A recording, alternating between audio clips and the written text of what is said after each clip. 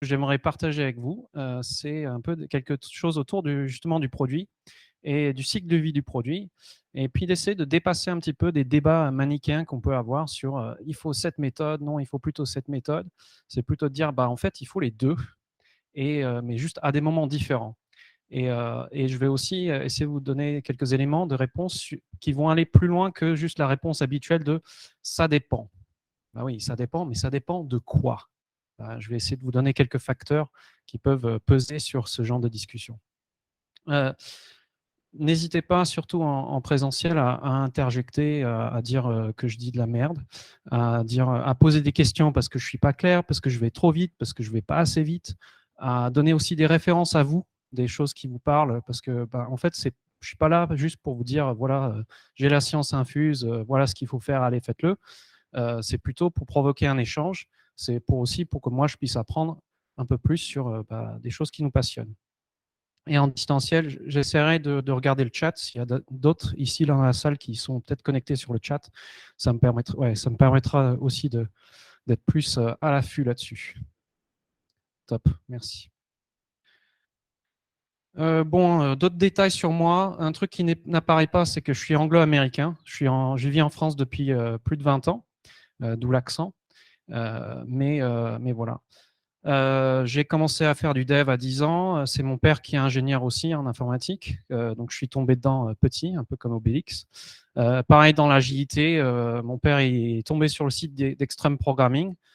S'il y en a qui connaissaient ça, qui avaient vu ça, c'était assez révolutionnaire à l'époque, hein, comme site internet, avec plein d'images. C'était interactif, c'est-à-dire qu'on pouvait cliquer sur des zones de l'image qui expliquaient le framework et aller faire un zoom sur un truc particulier. Et puis bah, la méthode était aussi, elle nous paraissait révolutionnaire pour l'époque. Puis j'ai suivi pas mal de petites choses par la suite. Alors, est-ce qu'il y en a qui connaissent le principe du manichéisme? Manichéisme, est-ce que c'est un mot? Les débats manichéens. Bon, le manichéisme, je crois que c'est une philosophie qui est née, je sais pas où, parce que je suis moi, ce que j'en connais surtout, c'est que quand on parle de manichéisme et de débat manichéen aujourd'hui, c'est surtout que quand on oppose deux choses. On dit, voilà, c'est ça ou c'est ça.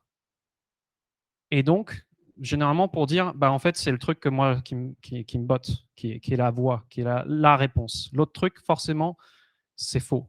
Il ne faut pas le faire. Moi, ce que j'aimerais faire, c'est essayer de dépasser un petit peu ça et dire deux choses. C'est bah, quand on a ces débats un petit peu de sourds des fois entre deux camps, par exemple commande et contrôle versus agilité, c'est plutôt de dire bah, en fait c'est les deux, ça dépend de quoi, de quoi ça dépend. Et puis aussi, bah, il y a parfois, c'est pas que les deux choses, parfois c'est une fausse dichotomie qu'on se pose, parfois il y a une troisième, voire une quatrième, voire une cinquième possibilité. Et en fait l'idée c'est d'être au courant de tout ça et de se dire bah, quand est-ce qu'il faut que j'applique l'un ou l'autre. Donc, d'autres débats qu'on peut avoir, c'est entre le Scrum et le Kanban. J'ai l'impression que ça se calme un petit peu, mais bon, j'entends encore des débats là-dessus. Entre le estimate et le no estimate, est-ce qu'il y a des débats ici un peu là-dessus? Est-ce qu'il y en a qui sont dans le camp estimate? Est-ce qu'il y en a... Ouais, ouais. Est-ce qu'il y en a qui sont dans le camp no estimate? Ok. Est-ce qu'il y en a qui adorent avoir une vision très claire ou avoir comment dire, un purpose, c'est en français, un but ou un objectif précis? Ou est-ce qu'il y en a et à côté, du coup, est-ce que ces personnes disent bah, si on n'a pas une vision claire, c'est qu'on est perdu? C'est qu'on ne peut rien faire sans vision claire. Ouais. Ouais. Puis autre débat entre l'alignement parfait et le chaos total. Voilà, une fausse dichotomie. Il y a peut-être quelque chose entre les deux qui est un peu entre l'alignement parfait et le chaos total. Donc, essayons d'aller un peu plus loin que ça. Un autre débat qu'on peut avoir, c'est comment est-ce qu'on raisonne là dans la tête. Alors, j'ai oublié de modifier un truc dans la diapo. Mince. Est-ce que vous savez qu'on a deux façons de traiter l'information dans le cerveau? Voire trois, mais ça, j'y toucherai pas. Est-ce qu'il y en a qui connaissent ce livre Thinking Fast and Slow de Daniel Kahneman? En français, c'est Système 1, Système 2, les deux vitesses de la pensée. Donc, Daniel Kahneman, il a été prix Nobel. C'est un économiste comportemental qui a fait pas mal d'expériences. Il est venu un peu de différents domaines, mais surtout, il a beaucoup travaillé dans l'économie et aussi dans l'organisation d'équipe. Et puis, il a fait pas mal d'expériences avec son collègue, notamment Tversky, sur, voilà, dans l'économie, à l'époque, on pensait que les humains, les acteurs de l'économie, étaient complètement rationnels. C'est-à-dire qu'ils agissaient toujours dans leur propre bien. Par exemple, si on lui proposait, comment dire, de gagner 10 euros ou de perdre 10 euros sur un coup de pièce, quoi, eh bien, il ne le ferait pas. Enfin, il le ferait, pardon, parce qu'ils se disent, bah, de toute façon, je peux 50% de chance de gagner, 50% de perdre le même somme. Voilà, c'est pareil que si je faisais rien. Il a observé qu'en fait, les gens, ils n'étaient pas complètement rationnels, qu'en fait, pour jouer à ce jeu, il fallait plutôt qu'ils aient 20 euros à gagner, 10 euros à perdre. Parce qu'en fait, on a ce biais qui fait qu'on accentue les pertes plus que les gains. Et voilà, il a exhibé un certain nombre de choses. Il a exhibé quelque chose que il a reproduit des expériences, mais il ne connaissait pas que ces expériences avaient déjà été faites par ses compères en neurosciences. Mais il a retrouvé les mêmes choses que les neuroscientifiques ont retrouvées, c'est qu'en fait, on a deux façons de traiter l'information dans le cerveau. On a une façon qu'on peut appeler autonomique, et un autre, bon, j'avais mal traduit à l'époque, mais j'ai trouvé une meilleure traduction en français. Donc, on a l'autonomique et on a le système adaptatif. Donc, l'autonomique, c'est le truc qui tourne quasi tout le temps. C'est ce qui fait que votre cœur bat, c'est ce qui fait que vous respirez. C'est ce qui se passe quand vous pratiquez un sport et que vous avez bien internalisé. On parle de mémoire musculaire. Vous savez faire un bon geste de raquette, vous savez bien lancer une balle, et c'est automatique. Pareil en voiture, vous êtes en voiture, vous savez comment il faut faire pour tourner le volant, changer une vitesse, etc. Vous y réfléchissez plus parce que maintenant c'est internalisé, c'est automatique. C'est une façon de penser qui est très rapide, très économe. C'est pour ça qu'en fait on l'utilise quasiment tout le temps. Par contre, c'est truffé de biais. C'est là qu'on retrouve justement ces biais de je renforce plus les pertes que les gains. Alors, il faut savoir que ces biais, en fait, on peut plutôt parler d'heuristiques. C'est pas un mauvais truc d'avoir des biais cognitifs, en fait. Alors, c'est mauvais quand on les applique dans les mauvais contextes, mais c'est absolument primordial pour la survie de l'être humain. Vous imaginez, vous avez un lion qui vous arrive dessus, dans la savane africaine, et qu'est-ce que vous faites? Vous allez regarder un catalogue des espèces de la savane pour identifier le lion et puis aussi quel type de lion vous avez en face. Et ensuite, trouver un autre livre sur les bonnes pratiques, les meilleures pratiques pour survivre contre une attaque de lion. Non, et vous fuyez, vous courez. C'est pas qu'il y a un traitement qui est mauvais et un autre qui est meilleur, c'est qu'en fait, il nous faut les deux à des moments différents. L'autre type de traitement, c'est le traitement donc adaptatif. C'est là qui est activé après, souvent, vous faites un geste, c'était le mauvais geste, le système adaptatif se réveille et vérifie est-ce qu'on a bien fait ce qu'il fallait faire? Ah non, bon, comment est-ce que je peux faire pour corriger? C'est très lent, c'est très énergivore, c'est pour ça qu'on privilégie l'autre façon de traiter l'information. Mais c'est là où on a plus de raisonnement rationnel. Donc, il y a des moments où c'est utile d'aller réveiller ça. Moi, un peu en parallèle avec ça, moi, ce que je vous propose, c'est dans le cycle de vie d'un produit, il y a des moments où, en fait, il nous faut plus une action rapide, une action qui passe à l'échelle, une action qui dépote, une action où on est tous alignés sur le même truc et on avance ensemble. Et puis, plus des moments où il faut qu'on se réveille, il faut qu'on réfléchisse, il faut qu'on prenne notre temps, il faut qu'on laisse émerger les choses. Voilà. Est-ce qu'il y a une approche, finalement, pour gouverner tous? Ben non. Donc, deux questions à se poser ce matin, c'est comment est-ce que je fais sens du contexte de mon produit? Dans quelle situation je suis dans mon produit? Et du coup, une fois que j'ai un peu plus une idée de ça, comment est-ce que je fais pour adapter mon approche par rapport au contexte? Ça dépend de quoi? Alors, voici un modèle qui peut être très, très intéressant, alors, qui émane donc de Everett Rogers, dans son livre Diffusion of Innovation en 1962, où il a observé qu'en fait, quasi systématiquement, mais pas toujours, mais quasi systématiquement, une nouvelle innovation suivait ce genre de courbe d'adoption et de diffusion au travers d'une population. Ici, on voit donc différentes phases. Donc, il y a une certaine temporalité, mais aussi un volume. Donc, il y a différentes populations vers lesquelles la technologie va se diffuser, qui ne vont pas représenter la même part de marché, en fait. Là, si on regarde toute l'aire qui est sous la courbe, en fait, c'est le marché au global, qui y aura sur toute la durée de vie du produit. Eh bien, chaque population dans les clients ne va pas peser de la même manière.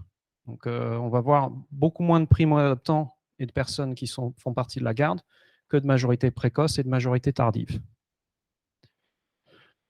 Alors, plus tard, Geoffrey Moore, dans son livre Crossing the Chasm, il a exhibé deux choses très, très intéressantes. C'est déjà de mieux cerner qui étaient ces gens-là dans ces différentes populations.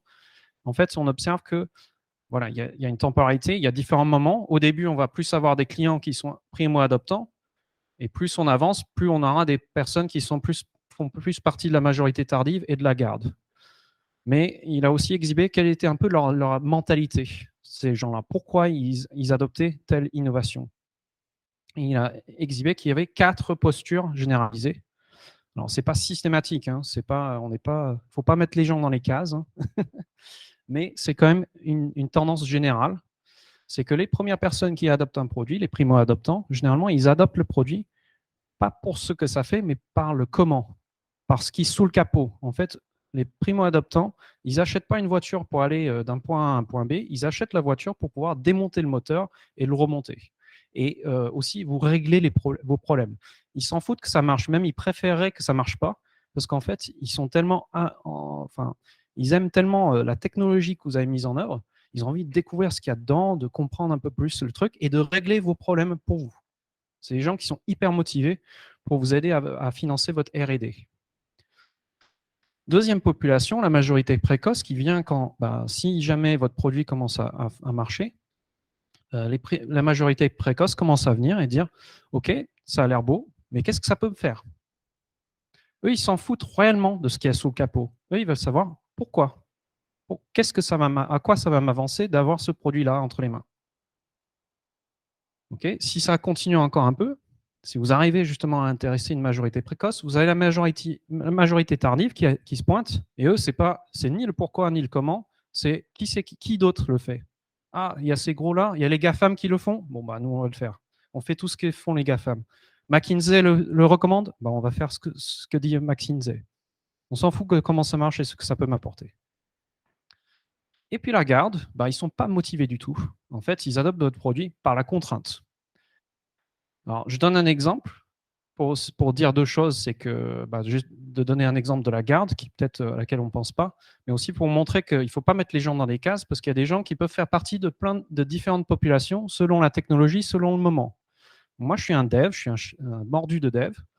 Et je peux vous dire que je fais partie de la garde sur l'adoption de WhatsApp. Quand ma famille m'a dit hey, on crée un groupe WhatsApp pour la famille, je ne sais pas, vous êtes tous sur des groupes familiaux là, sur WhatsApp. Bonjour. On m'a dit ouais, on va créer un groupe sur WhatsApp. Je me dis mais j'ai déjà plein d'apps de messagerie instantanée. Choisissons un. Il y avait MS. Vous vous rappelez de MSN?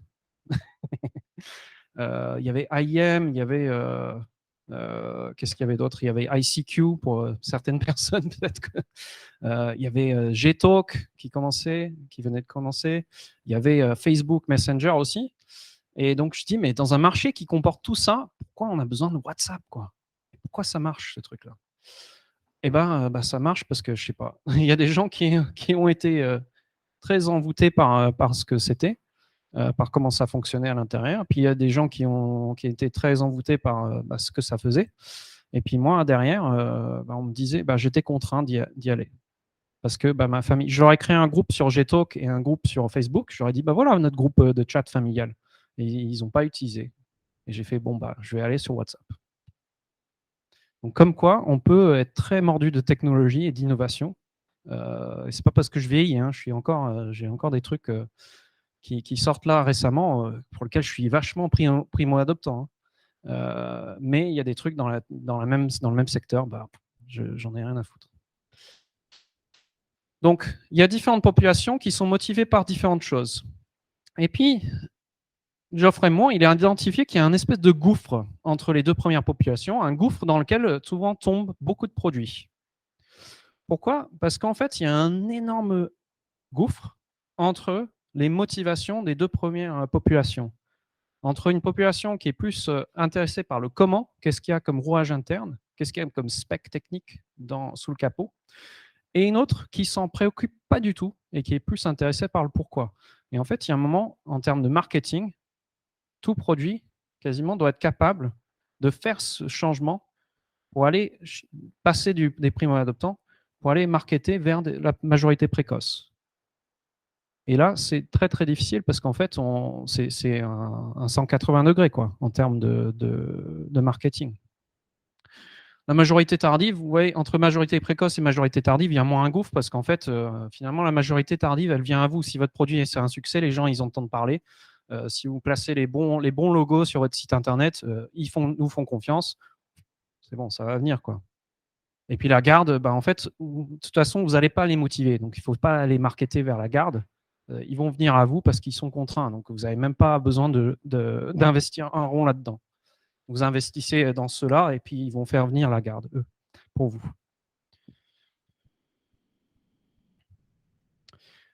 En allant encore un petit peu plus loin, Dave Snowden, il a pris ce modèle d'Everett et puis Rogers et de Geoffrey Moore, et puis il a observé qu'en fait, il n'y a pas qu'une seule courbe pour un instant donné. Parce qu'en fait, il n'y a pas qu'un seul produit dans la vie. Si vous allez au supermarché, j'espère que vous voyez plein de choses, plein de rayons, plein de trucs, produits différents, et qui sont à des niveaux de maturité différents, des niveaux de diffusion différents. Et donc, il a appelé ça les courbes flexueuses, parce qu'en fait, il a vu, observé, et il a démontré qu'il y avait des liens, finalement, entre les cycles de vie de produits qui sont parfois un petit peu concurrents. Je prends l'exemple de WhatsApp par rapport à l'écosystème qu'il y avait à WhatsApp, ça paraît fou que WhatsApp ait pu émerger à ce moment-là, dans un marché qui était assez interloqué. Enfin, il y avait plein d'acteurs sur le marché. En fait, pourquoi? C'est parce qu'il est arrivé dans un creux de la vague de tous ces autres acteurs. Donc, si on regarde un petit peu plus, comment est-ce que la courbe que je vous ai montrée avant interagit avec une autre courbe sur un secteur similaire? Donc, au début, on a une innovation qui arrive. Là, c'est les primo-adoptants qui font monter le truc. Ensuite, il y a un autre gouffre. Notre gouffre où, en fait, il faut qu'on change de cible, il faut qu'on change de façon de marketer notre produit. Il y a des nouveaux acteurs qui arrivent dessus, mais ils sont beaucoup plus méfiants que les premiers. Et après, si on arrive à traverser le gouffre, hop, ça repart. On espère, on devient le truc qui est en vogue, le hype, et que ça nous permette de gagner plein de pépettes. Mais il y a un moment où il y a de l'insatisfaction qui va se créer, parce que notre produit, il n'est pas éternel. On va trouver, après une période de lune de miel, on va trouver des failles, on va trouver des choses qu'on aimerait bien que ça fasse de plus, de mieux, de plus beau, etc. Et donc vient cette insatisfaction. Et ça, si je reporte ça ici sur la courbe rouge, eh bien on voit que en fait, cette courbe rouge, c'est un autre produit qui était juste avant la courbe verte. C'est un produit. Et donc, il y a une sorte de synchronicité, mais en fait, c'est parce qu'il y a une causalité. Le gouffre, ce n'est pas seulement une question de marketing, c'est aussi une question de présence sur le marché. C'est que, en fait, vous avez ce gouffre aussi parce qu'il y a un autre produit qui arrive à la tête, qui est en leader sur le marché. Et donc, des fois, il y a des moments sur des marchés où, en fait, quand il y a un leader qui vient de s'imposer, ce n'est pas le moment d'introduire un nouvel acteur. Le marché n'est pas prêt, ne veut pas entendre parler d'un autre truc. C'est pourquoi j'ai besoin de mieux. J'ai déjà le meilleur.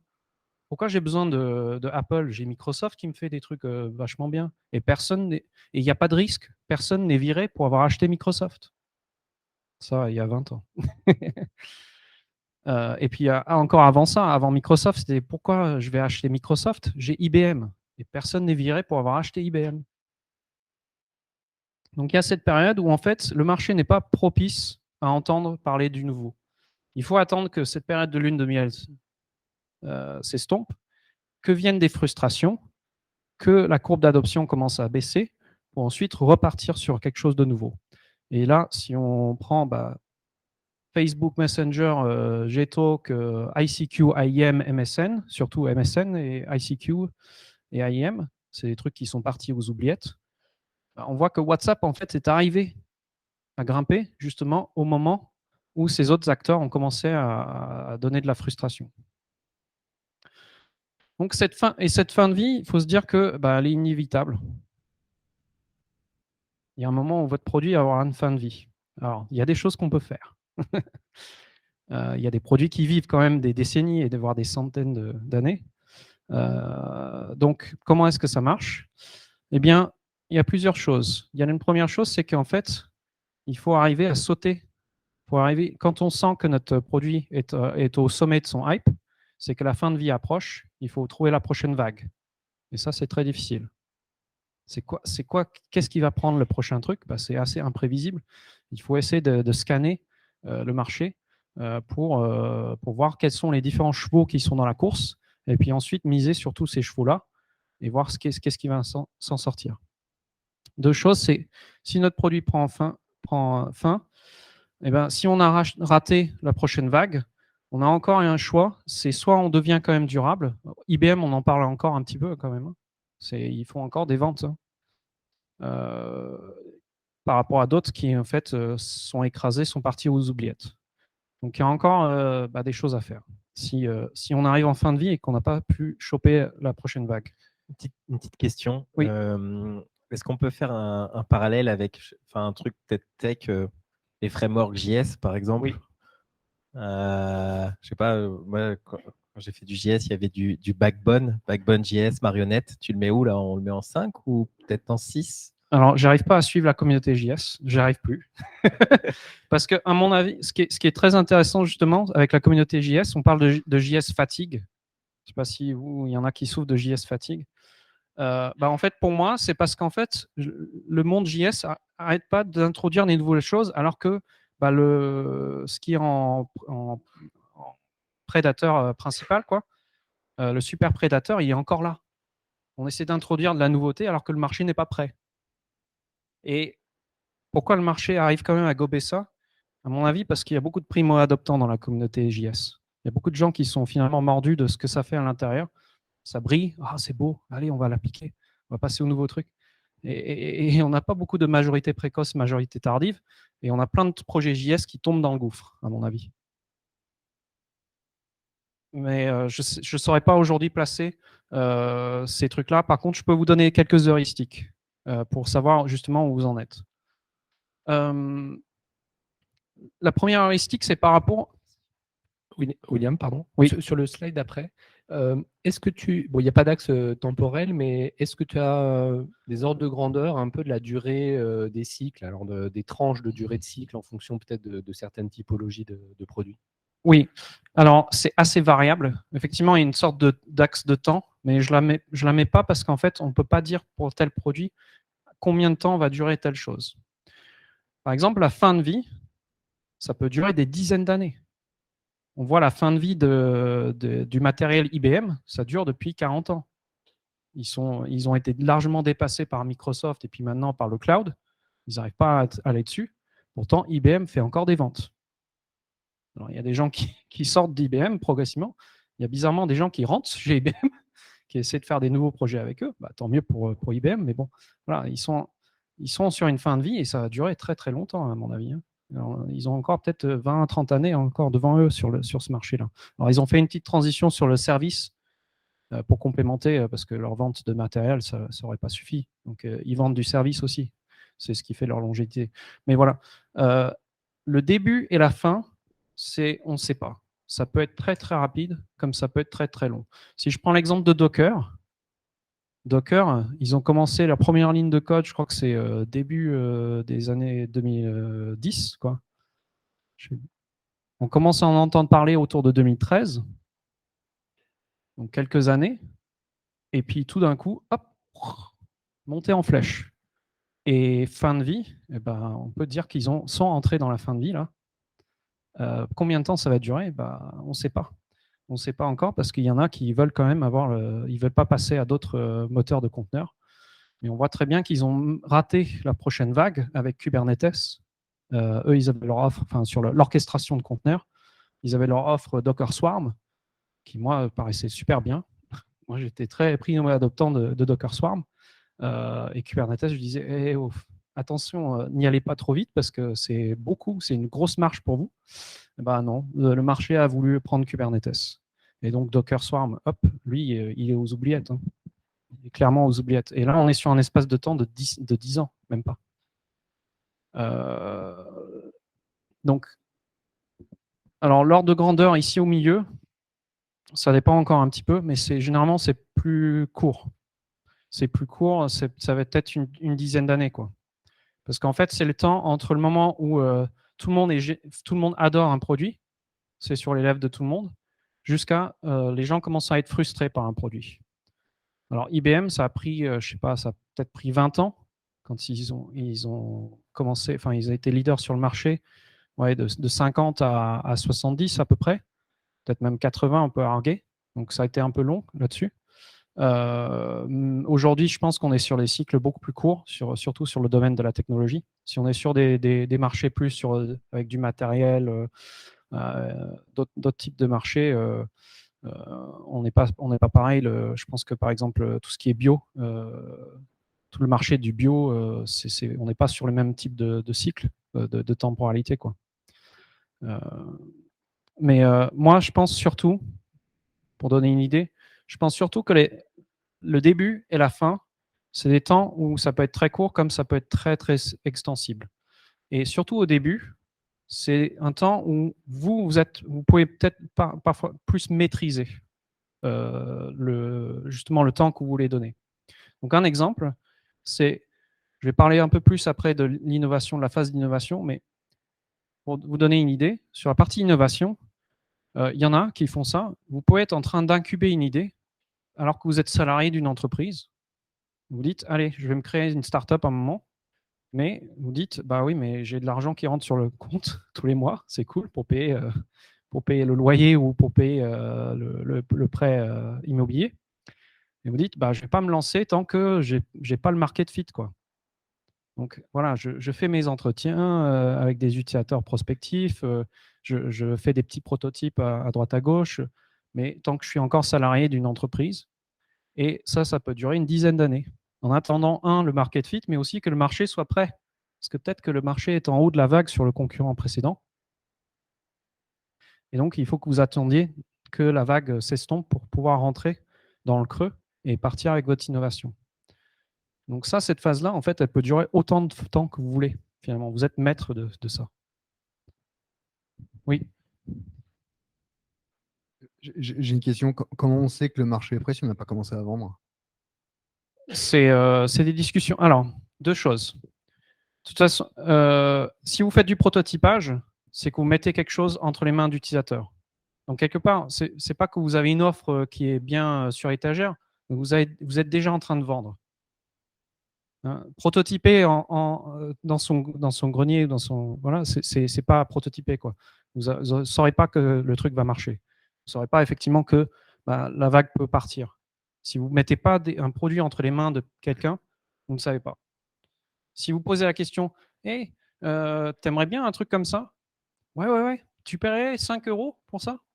Allez. Puis tu fais le produit, tu lui donnes, et il fait, qu'est-ce que c'est ce truc-là? Tu m'as dit que tu allais payer 5 € pour ça, je te l'ai fourni. Ah ouais, mais bon. En fait, il t'a dit ça pour te faire du plaisir.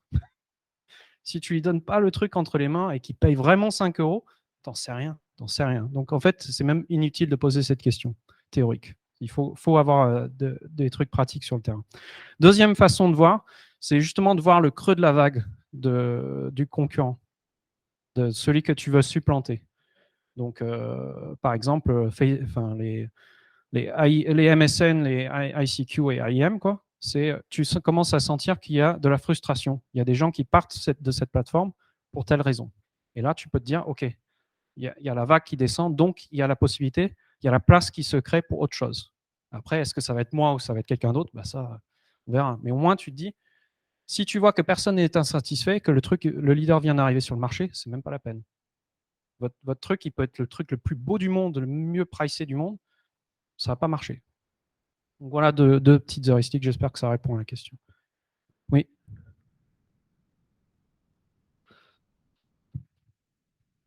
Ouais, est-ce qu'on peut, par exemple, passer de 5 à 6, à remonter? J'ai un exemple, Oracle qui était en train de dégringoler, en tout cas mon point de vue, essaye de réattaquer sur le cloud et on entend que ça rebouge pas mal. Ils essayent de rechoper des gens de chez AWS, de chez G-Cloud. En voilà un marché où c'est super tendu. Nous-mêmes, on a une problématique. On se dit, est-ce qu'on bouge de chez GCP, chez AWS? Il y a des irritants, mais pas trop. Je sais pas si. Oui, c'est une très bonne question. En fait, à la fois c'est le 6. En fait, c'est Oracle essaye de ne pas faire le 5, essaye d'aller vers le 6. Et arrive à peu près. C'est encore.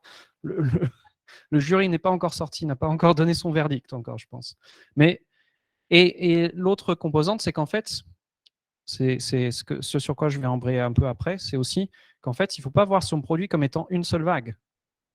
Si on regarde Spotify, par exemple, c'est quoi? C'est écouter de la musique. Est-ce que c'est ça? Est-ce que écouter de la musique, c'est le truc qui est en vogue, qui est leader? Non. Il y en a plein qui font écouter de la musique. Non. Pourquoi Spotify est toujours là? C'est parce qu'ils ont ajouté d'autres fonctionnalités par-dessus, qui sont les prochaines vagues, en fait. Et donc, un produit, il ne faut pas le voir comme une seule vague. Si tu veux que ça s'inscrive dans une durée, il faut le voir comme plein de vagues qui sont entrelacées. Bon, des exemples, j'en ai parlé un petit peu. IBM qui se fait supplanter par Microsoft. Microsoft qui se fait un peu supplanter par Apple. Kodak. Peut-être que vous, dans votre industrie, vous en avez entendu parler.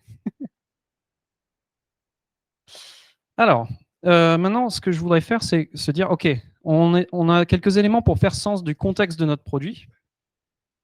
Maintenant, qu'est-ce qu'on peut faire pour adapter notre approche? Ben, on va faire un peu dans un ordre temporel, un ordre historique, quoi. C'est qu'est-ce qu'on fait au début? Comment lancer le début de la vague? Comment initier une innovation? Eh ben, j'ai quelques mauvaises nouvelles. C'est ni Scrum ni MVP qu'il faut faire. Alors, quand je vous dis des mauvaises choses à faire, ce n'est pas parce que c'est mauvais du tout. Je ne suis pas dans le débat manichéen. C'est Scrum et MVP, c'est très bien, mais pas à ce moment-là du produit. Pas au moment où on ne sait même pas ce qui marche. On ne sait même pas quelle est la prochaine innovation qu'il faut. On n'a même pas une innovation, en fait. On ne sait pas c'est quoi. On n'a pas d'idée. Faire un Scrum et un MVP, ça ne marche pas parce qu'il nous faut une idée.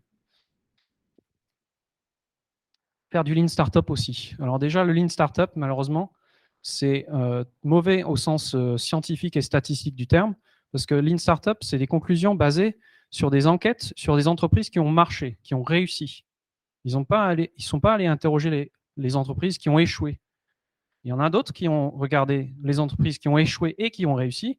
Et ils ont vu qu'en fait, toutes les entreprises faisaient du Lean Startup dans le Silicon Valley à une certaine époque. Il y en a certains qui ont marché et d'autres qui ont réussi. Est-ce que le Lean Startup, c'est un gage de succès? Non, du coup. Ça ne veut pas dire qu'il ne faut pas le faire à un moment, mais c'est que ce n'est pas ça qui va vous créer votre innovation. Du design thinking aussi. Bon, il y a des choses qui sont intéressantes dans le design thinking, mais pour aller provoquer une innovation, ça peut le faire, mais on va voir, ça vous enlève un petit peu quand même de pouvoir d'innover. Faire du design sprint, c'est un peu dans la même veine.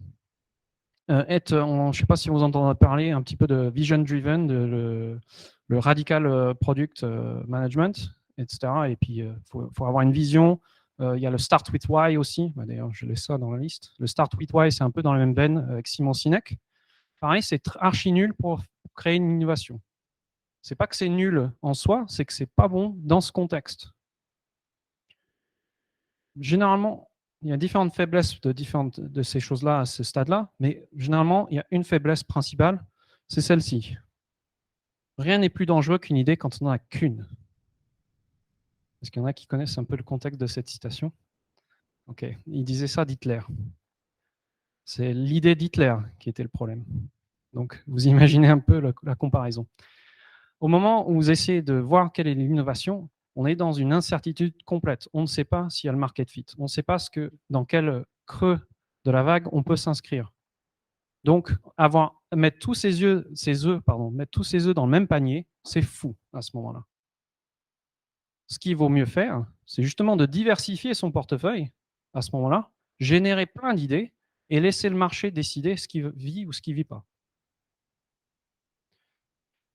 Ça, je vais pas trop... Ouais, si, je vais en parler. Pourquoi ? C'est un stade où vous avez besoin de beaucoup d'idées, de générer beaucoup d'idées, et du coup, de générer beaucoup de diversité. Vous avez besoin de personnes très différentes, très diverses, pour pouvoir générer un large panel d'idées, les plus folles possibles et les plus diverses possibles. Pourquoi ? Parce qu'en fait, ce que vous cherchez à voir, c'est qui voit le gorille. Est-ce qu'il y en a qui voient le gorille là sur l'image ? Oui, ok. Alors, ça c'est une image, c'est une radio en fait sur laquelle on a planqué l'image d'un gorille. Alors, pour les personnes qui n'arrivent pas à le voir, il est par là. Alors, cette photo est de très mauvaise qualité, et puis il faut imaginer la radio, bon, c'est vrai qu'elle est en grand là sur l'écran, mais il faut imaginer la taille d'une radio, et puis le radiologue il peut se mettre bien proche avec une bonne lumière derrière, quoi. Le gorille n'était pas si planqué que ça, il faisait 49 fois la taille des nodules de cancer que les radiologues sont entraînés à voir. Donc, les radiologues qui sont très très entraînés à faire ça, c'est leur job de repérer des anomalies dans des radios. Donc, des neuroscientifiques, ils ont fait plusieurs fois cette expérience, des expériences de ce même type. Très très souvent, c'était sur des neurologues. Je sais pas ce que, non, c'est pas sur des radiologues, pardon. Je sais pas ce que les neuroscientifiques ont contre les radiologues, mais bon, il y a un truc. Ils leur ont donné une série de radios, et sur la dernière radio, il y avait ce gorille planqué. Et puis, ils ont observé que après l'expérience, il n'y a que 17% des personnes qui ont rapporté avoir vu le gorille. Uniquement 17%. Alors, ce gorille n'était pas planqué, je vous disais, par la taille, déjà. Et ce n'était pas un endroit que les radiologues ne regardent pas. Ils avaient aussi, sur certaines des reproductions de cette expérience, ils avaient utilisé l'oculométrie pour scanner, pour regarder les yeux, et ils voyaient que la plupart des radiologues leurs yeux passaient et attendaient sur le gorille. Donc ils l'avaient vu. Enfin, les yeux l'avaient vu. Le cerveau, il y a un moment où le cerveau ne l'a pas repéré, quoi. Tout ça pour dire que, en fait, on ne voit pas ce qu'on ne s'attend pas de voir. On ne voit pas. Le cerveau n'enregistre pas ce que l'on ne s'attend pas de voir. Parce qu'en fait, il y a tellement de choses qu'on peut voir avec les yeux, là, à un instant donné. Le cerveau n'est pas capable de traiter tout ça pour pouvoir donner une décision rapide. S'il faut repérer le lion et qu'il faut fuir, il faut pouvoir le faire ça instinctivement, enfin, dans l'instant. Il ne faut pas pouvoir attendre 3 secondes de traitement pour se dire hey, je fais quoi ? Et puis, d'accord, le lion il est déjà sur vous. Vous êtes mort. Donc, il faut être capable. On ne peut pas voir ce qu'on ne s'attend pas de voir, parce qu'en fait, il faut être capable de survivre. Mais il y a des moments où il faut qu'on arrive à voir ce que personne n'arrive à voir. Justement, les moments où il faut innover. Et donc, pour maximiser ses chances d'avoir quelqu'un qui fait partie de ces 17% qui voit le gorille que personne d'autre ne voit, il faut déjà diversifier, et il faut aussi ne pas s'attendre à voir quelque chose. Si on ne s'attend à rien, on est déjà beaucoup plus capable de voir des choses qui étaient inattendues. C'est pour ça qu'en fait, c'est très dangereux d'avoir une idée, parce que ça nous bride, en fait, ça nous met des œillères. Encore une fois, c'est contextuel. C'est quand il faut une innovation qu'on essaie de ne pas se mettre ces œillères. Une fois qu'on a le truc, qu'on a le market fit, qu'il faut y aller, c'est le moment où il ne faut pas se distraire, justement. Là, on peut mettre les œillères et foncer. Mais quand on est sur la phase d'innovation, il faut essayer d'avoir l'esprit ouvert, et aussi, on ne peut pas faire ça tout seul. Faire ça tout seul, thinking outside the box, là, sortir de sa boîte, c'est très difficile tout seul. C'est quasi impossible de faire tout seul. Il faut se mettre avec d'autres personnes qui ont d'autres expériences, qui ont d'autres arrière-plans, qui ont d'autres idées. Et il ne faut pas tuer trop tôt les idées de tout le monde. Donc, des choses qu'on peut faire, voilà, j'ai un petit peu parlé, c'est d'apporter un nouveau regard. Alors, je vous donne une liste non exhaustive et non linéaire. C'est pas un framework. Hein. C'est pas faites ça en 4 étapes et puis voilà, vous avez votre innovation à coup sûr. C'est des choses qu'il faut tester. Donc déjà, avoir un nouveau regard, ne pas tenter des choses qui ont déjà été tentées, parce que là, vous voulez innover. Donc forcément, c'est le moment de faire le contraire. Aller capter les frustrations des gens qui ne sont pas satisfaits par le marché actuel, les gens qui signalent le creux de la vague de l'innovation qui est en cours. Allez faire des conversations avec des gens, avec des prospects, mais faites attention, n'allez pas leur demander les questions à la con, genre est-ce que vous aimeriez bien ça? Bah oui, pourquoi pas, pour te faire plaisir. Est-ce que vous paierez tant d'euros pour acheter ça? Allez, pourquoi pas.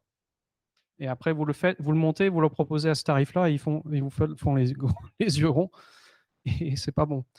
Il y a un très bon livre, moi je trouve, qui est The Mom Test, qui a été traduit en français, et dans d'autres langues aussi, de Rob Fitzpatrick, et qui est très très intéressant. Le Mom Test, ça part du principe que votre maman, elle est très très bienveillante. Alors Rob, il a eu beaucoup de chance, parce que quand il raconte ce que sa maman ferait, c'est pas ma maman, hein. Qui dit que voilà, si tu présentais ton idée de grosse innovation à ta maman, elle t'aime, elle veut que tu réussisses, elle veut que tu te sentes bien dans ta peau, donc elle va pas te dire non. Elle va te dire, mais oui, t'es beau, t'es le plus fort, tu vas réussir dans la vie, je le sais. Alors moi, ma maman, elle dirait, mais t'es fou, arrête de faire des plaisanteries, fais le truc sûr, gagne de l'argent, t'as des enfants, t'es responsable. Arrête de claquer tout pour poursuivre un truc qui va peut-être pas marcher. Bon, on n'a pas les mêmes mamans. Mais je pense que le test est assez pertinent. C'est que si vous posez des questions un peu trop naïves à des prospects, vous aurez des réponses naïves. Vous n'aurez pas des réponses qui sont utiles. Et donc, il a fait ce mom test pour dire, voilà, quelques heuristiques pour confectionner des questions intéressantes à poser au moment où vous êtes en train d'innover. Un truc très important, c'est aussi d'explorer des choses en parallèle. Voilà, de revenir à cette idée qu'une idée, ça nous met des œillères. Élargissons un petit peu le scope, explorons plusieurs choses et laissons le marché décider. Mettons plusieurs choses entre les mains d'utilisateurs, de vrais utilisateurs, pas juste des petits prototypes dans son coin. Et bien sûr, faites du prototypage pour diminuer le coût. Vous que vous êtes en train d'explorer sur des choses que ça se trouve, ça ne va pas marcher, ne claquez pas toutes vos finances sur ça. Ça, c'est stupide. Non, claquez ce que vous pouvez claquer, mettez-le sur plusieurs choses en parallèle, ce que vous savez supporter avec votre budget de R&D, et ensuite vous voyez. Il faut que cette phase-là, ça ne vous casse pas le tirelire. Oui. Petite question sur le prototypage, enfin deux questions. Oui. Quel diff tu fais avec le MVP? Est-ce que tu peux donner un exemple du coup de prototypage logiciel? Oui, alors là où je vais contraster avec le MVP, c'est pas que il ne faut pas faire de MVP, c'est qu'il faut en faire plusieurs. Donc quand je parle de prototypage, ça peut être un MVP, ça peut être dans le style de MVP.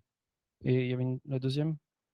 Un exemple en logiciel de un prototypage. En gros, jusqu'où tu vas avec du dev concrètement? En fait, le mieux, c'est d'avoir un truc qui peut déjà servir à quelqu'un. Que tu peux donner, quelqu'un, tu lui donnes, et en fait, il te dit génial, je m'en sers au quotidien et ça me fait avancer la vie. Alors, un exemple, le premier exemple qui me vient à la tête, c'est le post-it. C'est un très bon exemple d'innovation. Parce qu'à différents plans, le post-it, c'est la colle qui est sur le post-it, ça a été inventé par hasard. Ce n'était pas aligné avec la vision produit du moment. La vision produit du moment, c'était de trouver une colle qui était très forte, au contraire, qui était de la super glue. Et le gars, en confectionnant le truc, il observe que sa colle, elle colle pas très fort. Par contre, en fait, elle recolle, elle recolle quand il enlève le truc. Par contre, il ne sait pas quoi faire avec. Parce que, oui, à l'époque, il n'y avait pas de post-it. Ça nous paraît fou aujourd'hui. Mais voilà. Et donc, il a cherché. À un moment, il voulait abandonner ce truc-là parce qu'il se disait, il n'y a pas d'usage. Et puis, il est tombé sur quelqu'un qui était chef de chœur dans une église, je crois. Il disait, mais c'est génial ce truc-là. Moi, je mets des petits bouts de papier dans mes recueils de chants, mais ils n'arrêtent pas de tomber, les papiers. Et là, avec ta colle, je pourrais coller sur mon papier puis le repositionner et tout ça. Enfin, après beaucoup de temps, il a trouvé son premier utilisateur. Et voilà, c'était quelqu'un qui, concrètement, il a mis sa colle sur un bout de papier. En termes de prototypage, voilà, c'est rien du tout. Et le gars, il pouvait tout de suite s'en servir et ça lui changeait la vie.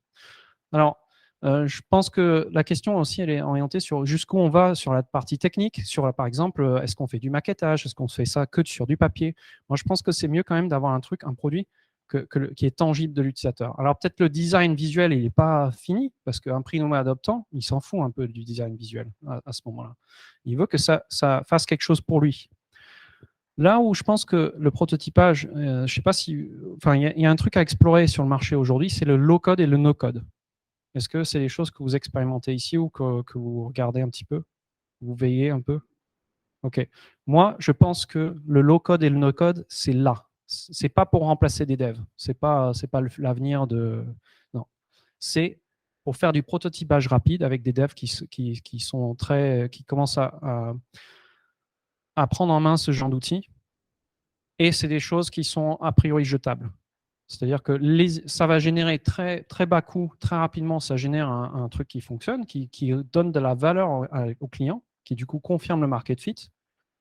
Et qui ensuite, c'est pas ce truc-là, on ne va pas après en faire le V1, la V1, on va le jeter et on va mettre les idées qu'on a générées d'apprentissage sur ce prototype, on va le mettre sur le backlog du Scrum.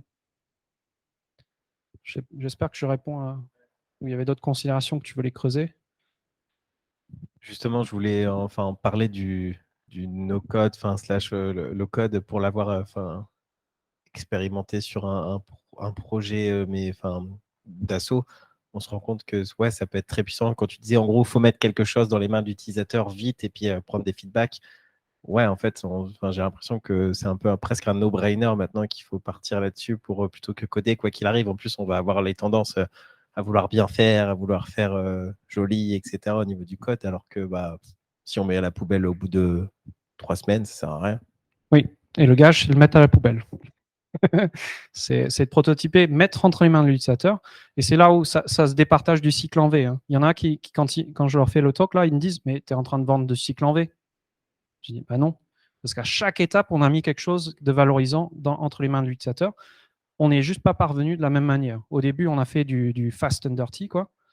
Et au milieu, on a fait quelque chose de beaucoup plus propre, beaucoup plus maintenable. Et à la fin, on est juste en train de faire de la maintenance, quoi.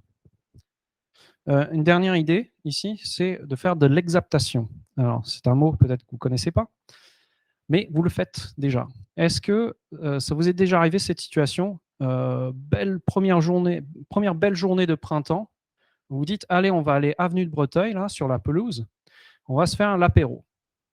Allez, prenez du vin, du fromage, du saucisson, du pain, etc. On va se faire un beau truc là au soleil. On va profiter du soleil. Vous arrivez tous, vous êtes super contents. Vous allez pour couper le fromage. Mince, on a oublié le couteau. Vous allez pour ouvrir votre bouteille de bière ou votre bouteille de vin. Et mince, il n'y a pas le décapsuleur ni le tire-bouchon. Ça vous est déjà arrivé, ça? Qu'est-ce que vous avez fait? Qu'est-ce que vous avez fait pour remplacer l'objet manquant? Ouais, quelle autre chose, par exemple? Un rebord de banc, ouais. Une pierre. Ouais, tu connais la méthode de la chaussure peut-être pour ouvrir la bouteille de vin, pour protéger quand tu veux taper un peu sur le sol ou sur un mur pour essayer de faire remonter le bouchon. Alors parfois on isole avec quelque chose. Alors moi je connaissais pas. Quand j'ai lancé cette question la première fois, il y a un collègue qui m'a dit ouais on utilise une chaussure pour ouvrir la bouteille de vin. Je lui ai dit mais c'est fou, c'était en train de me. Et bah si ça existe. Alors je l'ai jamais fait moi, mais je connais des gens qui l'ont fait. Je vous le recommande pas forcément, mais voilà, ça peut se faire. L'exaptation c'est un peu similaire à l'adaptation, mais dans l'adaptation, vous changez le produit pour faire un nouvel usage. Dans l'exaptation, vous le gardez tel quel, un objet tel quel, et vous l'utilisez pour un usage qui n'avait pas été prévu à la base. Vos dents pour ouvrir le caps de la bouteille de bière, bon, ça je ne vous le recommande pas de tout. Le coin de table, la chaussure pour ouvrir la bouteille de vin, etc. Un couteau, un tournevis, j'ai entendu aussi. Voilà, il y a différentes méthodes. Vous adaptez pas l'outil, vous exaptez. Un autre exemple, c'est IBM. Pour être leader du marché sur le matériel au début, en fait, ils ont exapté la technologie de cartes perforées qu'ils avaient déjà mise au point, qui programmaient déjà des machines, notamment des machines de couture à l'époque, quoi. Et c'est comme ça qu'ils ont pu pivoter rapidement sur ce marché-là et avoir un pas de devancer tous les concurrents là-dessus. Donc des fois, quand vous voulez trouver une innovation, parfois, en fait, vous l'avez déjà. C'est juste qu'il faut se dire comment est-ce que je peux faire pour utiliser quelque chose que j'ai déjà, que je commercialise déjà, que je maîtrise déjà, une technologie que je maîtrise déjà. Comment est-ce que je peux le mettre à profit dans un truc différent, quoi, mais sans le changer. Ça marche aussi pour les compétences, pas que sur le matériel, ça marche aussi pour les compétences. C'est quelles sont les compétences que j'ai, que je n'ai pas pensé à appliquer sur un autre domaine. Maintenant, imaginons, vous avez votre market fit, vous avez votre prototypage qui commence à faire furie, vous avez des utilisateurs qui sont satisfaits sur votre petite maquette low-code. Maintenant, on vient sur une deuxième phase. Maintenant, on essaie d'aller choper, de traverser le gouffre et de choper la majorité précoce. Donc, on n'est pas sur le même type d'ingénierie, on n'est pas sur le même type de marketing. On essaie de montrer qu'est-ce que ça peut leur faire, comment ça peut rendre des bénéfices à nos utilisateurs prospectifs, de les appâter là-dessus, et puis aussi de commencer à construire quelque chose qui va être plus dans la durée. Donc là, on est peut-être sur une phase où il y a encore quelques réglages à faire, il y a encore quelques questions à régler, on ne sait pas quelle est la couleur du bouton, on ne sait pas quel est le dimensionnement de l'écran, on ne sait pas, voilà. On ne sait pas peut-être le costing, les plans, est-ce que c'est un abonnement mensuel, est-ce que c'est un truc en une fois, enfin voilà. On est peut-être encore en train de régler quelques petites choses. C'est là où le Scrum, l'extreme programming, de manière générale, les méthodes agiles, alors je pense que le shape-up aussi, on peut mettre un peu à cette place-là, hein, où on fait un peu de l'itératif rapide pour quand même continuer à avoir cette proximité avec nos utilisateurs, pour avoir du fast feedback et du fast fail aussi. Mais on peut commencer à se mettre des œillères, on peut commencer à réduire des choses, à se dire, OK, ces prototypes-là, ils n'ont pas marché. Par contre, il y a celui-là qui marche. Allez, on mise là-dessus. Une fois que vous avez construit votre MVP, que ça y est, là, on passe à l'échelle. Là, il faut se préparer à avoir plein de clients qui commencent à taper à votre porte. Il ne faut pas avoir des ruptures de stock. C'est le petit couac de la Wii, de la Nintendo Wii. Hein. Ils n'ont pas pu bien prédire leur succès. Et ça les a déjoués un petit peu parce qu'ils ont perdu un petit peu en vente que les concurrents ont pu grappiller. Il faut vraiment rendre votre produit le plus disponible possible. Alors, des fois, dans la tech, ça veut dire aussi passer en open source, parfois. C'est parfois dire, OK, il y a un marché, je veux que ce marché grandisse, même si ce n'est pas moi qui vends au début. Ça dépend des produits. Ce n'est pas tous les produits qui doivent passer sur un modèle open source ou qui doivent mettre en Creative Commons ou machin. Je ne sais pas, vous faites de la photo, j'imagine, vous faites des petits encadrés jolis.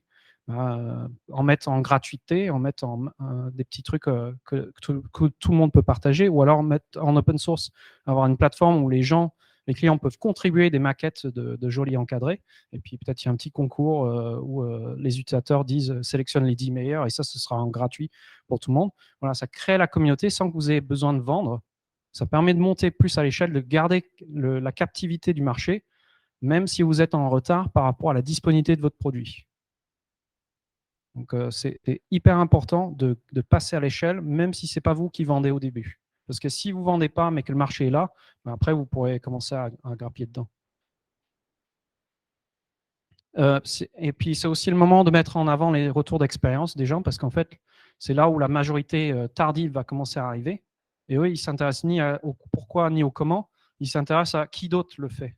Donc, c'est le moment de les appâter là-dessus. Regardez, les GAFAM, ils ont utilisé notre produit, donc c'est bon.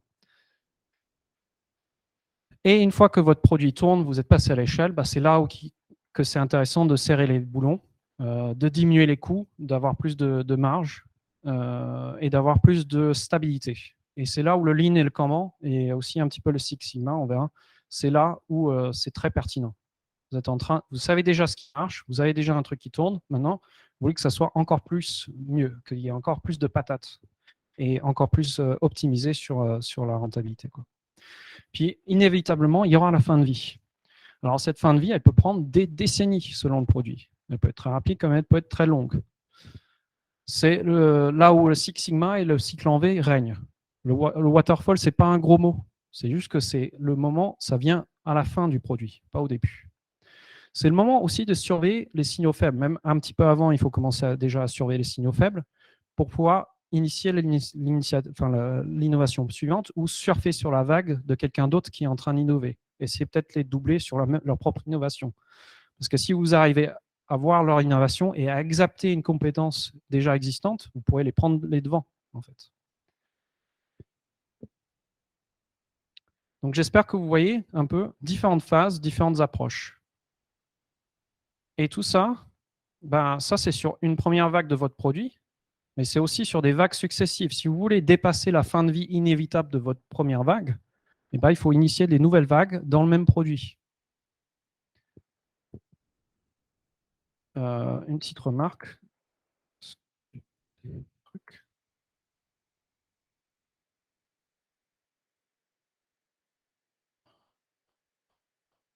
Ça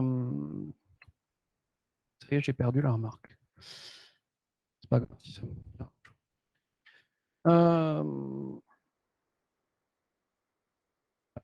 Donc, il faut imaginer son produit. Oui. Pardon, petite question. Bon, on n'est pas censé avoir de dette, mais enfin, on a tous de la dette. Oui. Là, tu parlais de méthodo. Oui. Typiquement, quand tu as un gros refactoring à faire, qu'est-ce que toi, tu préconises comme approche, là, pour le coup, sur le refactoring? Alors, on n'est pas dans l'innovation, on est dans avoir un état propre pour pouvoir faire de l'innovation. Oui. Dans tout ce que tu passais en revue, ta préco, c'est quoi, toi? Alors, deux choses. Un, il ne faut pas faire de gros refactos. J'ai des exemples sous la main où les gens ils se sont vautrés, ils ont failli se perdre ou ils se sont perdus dans des grosses refactos. Je pense notamment à Microsoft avec leur passage à Vista et tout ça. Ça a failli les perdre. Je pense aussi à Mozilla avec la refonte de Firefox. Ils n'ont même pas terminé. Et en fait, c'est une leçon qu'ils ont utilisée pour ensuite investir sur Rust et sur une refactorisation progressive cette fois-ci de leur moteur vers du C++ vers Rust. Rust, ça parle à certaines personnes ou pas? Okay. Deuxième chose, c'est que il faut faire de la refacto quand même. Il faut le morceler. Et donc, c'est à ce stade d'optimisation que je le mettrai. Oui, ça peut être utile quand même de veiller à la dette technique, à l'affinage, de ne pas créer des conneries que les autres vont devoir nettoyer. Mais la phase où c'est le plus utile, c'est quand il y a un peu, comment dire, c'est plus une innovation, ça commence à être très diffusé. Il y a d'autres équipes qui vont s'appliquer sur l'innovation suivante. Et donc, il y a une équipe qui est très, très bonne pour faire rendre du sale code propre. Ils adorent ça. Il y en a qui adorent nettoyer des choses. Hein. C'est fou, mais il y en a. Et le monde est très content d'en avoir. Et ce qui est bien dans le Lean et le Kanban, c'est qu'on a beaucoup cette culture des indicateurs de performance, les KPI, mais aussi des indicateurs de stabilité de sa plateforme. Je pense beaucoup à Accelerate. Je ne sais pas si c'est un livre qui vous parle. Accelerate, ouais, ok. Ouais. Peut-être pas dans ce stock, mais ouais. Je mettrais Accelerate un peu entre l'affinage et l'optimisation en termes de mise en pratique. J'espère que je donne des bons éléments de réponse à la question. Oh, oui, c'est clair. Okay. Merci. Donc là, je vous ai parlé d'une seule vague. Il faut s'imaginer que son produit, si ça veut s'inscrire dans la longévité, c'est plusieurs vagues qui sont entrelacées en fait. C'est là que je vais vous donner une référence sur Simon Wardley et c'est Wardley Maps, la cartographie de Wardley. Où, en fait, le gars, il a inventé cette cartographie sur 2 axes. Il s'est dit, tiens, on fait beaucoup de diagrammes, mais en fait, ce sont des graphes. Ce n'est pas des cartes, parce que sur une carte, si vous mettez Londres au-dessus de Paris, c'est pas la même chose que de mettre Paris en dessous de Londres. Vous avez un nord, vous avez un sud. Le positionnement relatif des éléments, ça a du sens. Par contre, si vous cartographiez votre SI, que vous mettiez votre back-end en dessous de votre front-end ou l'inverse, ça ne change rien, parce que c'est un graphe. Lui, il s'est dit, tiens, ce serait pertinent de pouvoir cartographier les produits, cartographier les choses et les éléments de ces produits. Et donc, il s'est dit, voilà, qu'est-ce qui serait le nord? Qu'est-ce qui serait nos 2 axes, en fait, si on voulait cartographier un business? Et il s'est inspiré un peu de la même source que Dave Snowden. Sur l'axe des abscisses là en bas, il a pris cette courbe de diffusion des innovations avec ces 4 phases. Il y a la partie de primo-adoptant, il y a la partie majorité précoce, majorité tardive, et puis la garde. Donc ça, c'est l'axe horizontal. Et maintenant, sur l'axe vertical, bon, en fait, il avait l'embarras du choix. Il s'est dit, tiens, de façon arbitraire, on va mettre la visibilité par rapport au client. Plus c'est visible pour le client, plus c'est en haut. Moins c'est visible pour le client, plus c'est en bas. Et voici un exemple d'utilisation. Si on voulait cartographier le business d'un salon de thé, eh bien, on peut regarder, OK, le business, le public adressé, qu'est-ce qu'ils veulent? Eh bien, ils veulent une tasse de thé. OK. Maintenant, de quoi ma tasse de thé a besoin? Eh bien, j'ai besoin d'une tasse, j'ai besoin de thé et j'ai besoin d'eau chaude. Et mon eau chaude, j'ai besoin de quoi? Eh bien, j'ai besoin d'une bouilloire et j'ai besoin d'eau. Ma bouilloire, elle a besoin de quoi? Elle a besoin de courant. Et je m'arrête là parce que c'est plus ce que je maîtrise. Qu'est-ce qui me donne le courant? C'est pas moi. La bouilloire et l'eau, etc. C'est des choses que j'achète. Maintenant, donc ça, on a la visibilité par rapport au client. Maintenant, on peut regarder par rapport à l'évolution du produit sur les 4 phases dont on a parlé jusqu'ici. On peut voir que en fait, la tasse de thé, c'est quelque chose qui est fait, c'est un produit de la marque du salon de thé. Voilà, c'est leur marque de fabrique. Par contre, la tasse, eux, ils l'achètent sur étagère. C'est une commodité. C'est un truc, voilà. Le thé aussi, ils l'achètent sur un marché. L'eau, c'est de l'eau courante. Le courant, c'est pareil, c'est des trucs qui ne vont pas inventer l'électricité. Ce qui est marrant sur cette carte, c'est qu'on voit que la bouilloire est ici.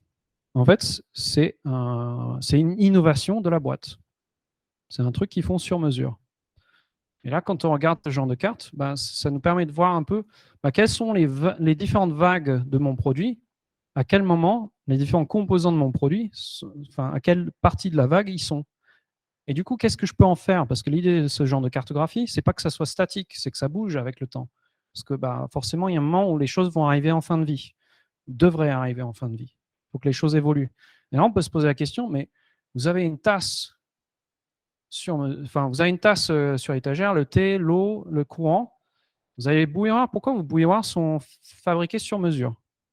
Eh ben, en fait, c'est parce qu'on a des prises de courant qui sont fabriquées sur mesure. Donc, il nous faut des bouilloires qui sont sur mesure. Ah bah oui, mais et si vous mettiez des prises de courant normaux, vous pourriez peut-être prendre des bouilloires normales sur étagère. Ah oui, effectivement, j'y avais pas pensé.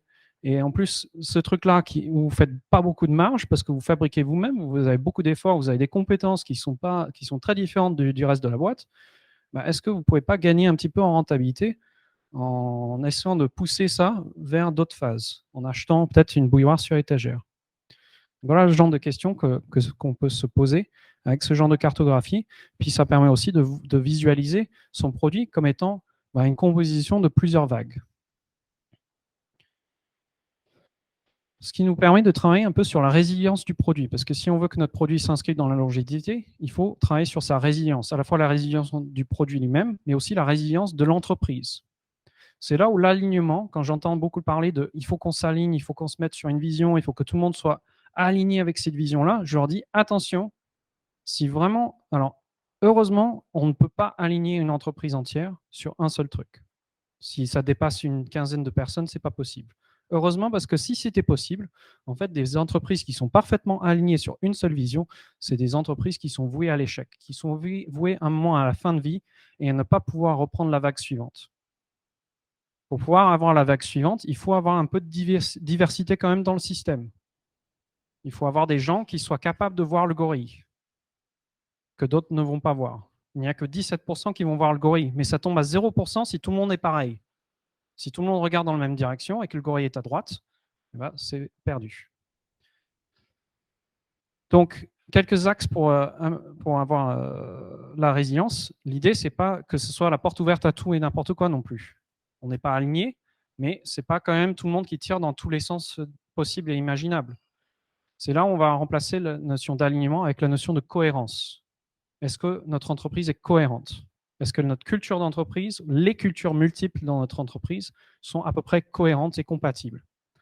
Alors un exemple, je ne sais pas si ça marche bien, des fois en France ça ne marche pas trop, mais c'est un exemple que je traduis d'autres contextes. C'est, voilà, il y a un peu de guéguerre entre Paris et Marseille au foot.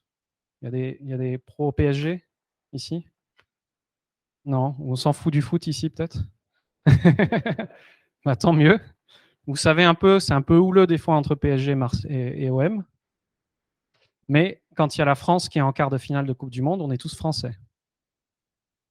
Vous voyez? Diversité, mais cohérence. Il y a des moments où on peut se taper dessus et c'est bien, c'est de bonne guerre. Mais quand il faut, on peut s'aligner autour d'un objectif pour dépoter. Une autre source de résilience, c'est d'avoir des équipes qui ne travaillent pas tout à fait de la même manière, mais qui travaillent quand même sur un produit qui a de la cohésion. Donc là, je vous montre, l'idée, ce n'est pas de comprendre toutes les petites patates, c'est de surtout voir qu'il y a 3 grosses patates là, colorées. Bah, c'est des équipes qui ne travaillent pas de la même manière. Parce qu'en fait, pourquoi ils ne travaillent pas de la même manière? Parce qu'en fait, les composants qu'ils gèrent ne sont pas au même contexte par rapport au cycle de vie du produit. Ici, en violet, on est plus sur du cycle en V. Ici, au milieu, on est plus sur du Lean. Et là, tout à gauche, le bleu clair, on est plus sur du Scrum Extreme Programming. Et puis, ce qui n'est pas montré, c'est d'autres personnes encore plus à gauche qui sont même qui utilisent aucune de ces méthodologies-là, qui sont là à faire fuser des idées et à voir est-ce que ça colle au mur, quoi. Et ce qui est intéressant, c'est que du coup, quand un truc est innové, hop, à un moment, quand ça devient à peu près mature, ou qu'il y a le market fit, hop, ça va passer entre les mains des scrums. Les scrums, ils vont dire, ah tiens, c'est beau ça, tiens, je te le pique. Maintenant, c'est à moi, je vais le rendre encore meilleur. Je vais le rendre commercialisable. Ça commence à être commercialisé, et puis là, les autres équipes vont, ah, ça a du succès ton truc, mais c'est moche, c'est pas très optimisé. Allez, donne-moi ça, je vais l'optimiser. Et puis, pareil, une fois que c'est bien optimisé, c'est bien rodé, il y a une dernière population qui dit, bah, ça a eu vachement du succès ce truc-là, c'est hyper optimisé, mais on peut encore grappiller. Allez, je te le pique. Et hop, par ce mécanisme de vol, en fait, les équipes se prennent des trucs et font basculer, font évoluer le produit à leur façon. Quand je te pique un truc, bah, ça veut dire que maintenant, tu es capable d'aller partir sur autre chose, aller partir encore plus loin. Les premiers pionniers, là, ils ont trouvé une nouvelle contrée. Et là, les autres derrière, ils vont dire, ah, c'est bien beau là où tu t'es installé. Maintenant, je te le pique et je vais le faire une ville. OK, bah, les pionniers, ils vont dire, bah, moi, j'aime pas la ville. C'est moche. J'aime bien la nature. Allez, je vais partir encore plus loin. Et je vais aller innover encore autre chose. Être sur des deux postures d'innovation et de stabilisation, c'est assez difficile, en fait, finalement. Parce qu'on est sur des niveaux de complexité qui sont très différentes. Et on a du mal à faire du context switch entre les deux, en fait. Donc, avoir des équipes, ça fait de sens, en fait, d'avoir des équipes qui sont pas tout à fait sur les mêmes types sur la même typologie de travail, quoi, et sur les mêmes méthodes. Alors, il y en a qui vont me dire, oui, mais on aime bien le truc AWS de you build it, you run it. Là, j'ai l'impression que tu es en train de le casser, ce truc-là. Parce qu'il y en a qui build, et puis il y en a d'autres qui build un petit peu, puis il y en a d'autres qui build, puis après, à la fin, il y en a qui run, et peut-être qui run de la merde. Parce qu'il n'y a pas cette responsabilisation. Et je veux dire qu'en fait, c'est pas comme ça qu'il faut voir les choses. Parce qu'en fait, toutes ces 4 populations potentielles, eh ben, ils font du you build it, you run it. C'est juste qu'ils le font à des stades différents, à des moments différents de cycle de vie du produit.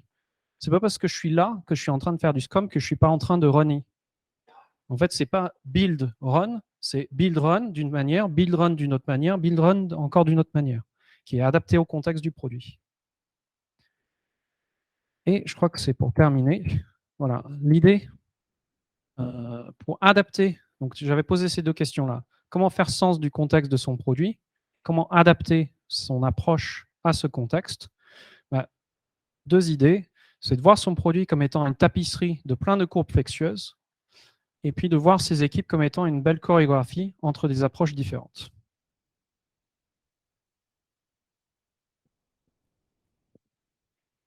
Et maintenant, je suis largement ouvert aux discussions et aux questions. Oui.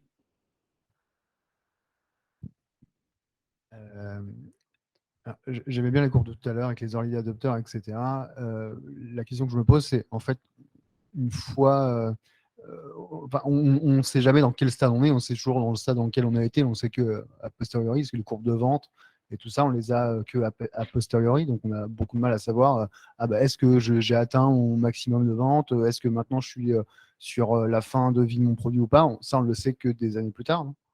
Alors, oui et non. Donc, dans les courbes, si vous regardez la courbe, je ne l'ai pas mis, il y a des pourcentages qui sont associés, qui sont des... c'est pas assuré à chaque fois, mais en gros, les primo-adoptants, ils représentent, je crois que c'est 12,5% du marché global. Ça, c'est plus 35, 35 et 12. Je ne sais pas si ça fait 100. Je n'ai pas fait le calcul. Mais voilà.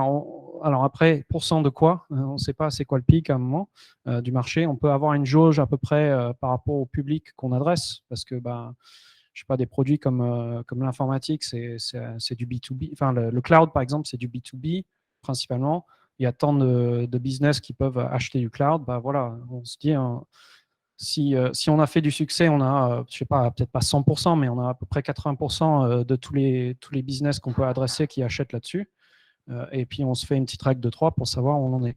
Ça, c'est un petit peu une estimation. La deuxième façon, c'est de plutôt utiliser des heuristiques qui sont par rapport à ces postures, en fait. Ça, c'est la première heuristique, c'est qui et pourquoi les gens achètent. Si on voit qu'il y a des gens qui achètent, mais qui vous disent, en fait, dites-nous votre histoire de succès. Ils disent, c'est pas un succès, on a été obligé. Tout le monde va là-dessus. McKinsey nous ont dit qu'il faut qu'on aille dessus. Voilà, en fait, j'ai pas de succès. Ne nous citez pas, ne mettez pas notre logo sur votre site. On n'a rien à battre de votre truc. Là, vous pouvez vous dire que sur ça, vous êtes à la fin. Si vous avez des gens qui pointent à votre porte et qui vous leur donnez l'offre de vente, vous leur dites regardez les rouages internes au cas où vous êtes primo-adoptant, regardez ce que ça peut vous fournir. Puis les gens, ils ne regardent pas votre brochure, ils regardent la fin, ils regardent les logos. Vous pouvez vous dire, ouais, c'est qu'on est dans la majorité tardive. C'est ces signes-là qu'il faut essayer de regarder. Un autre signe, c'est par rapport au reste du marché.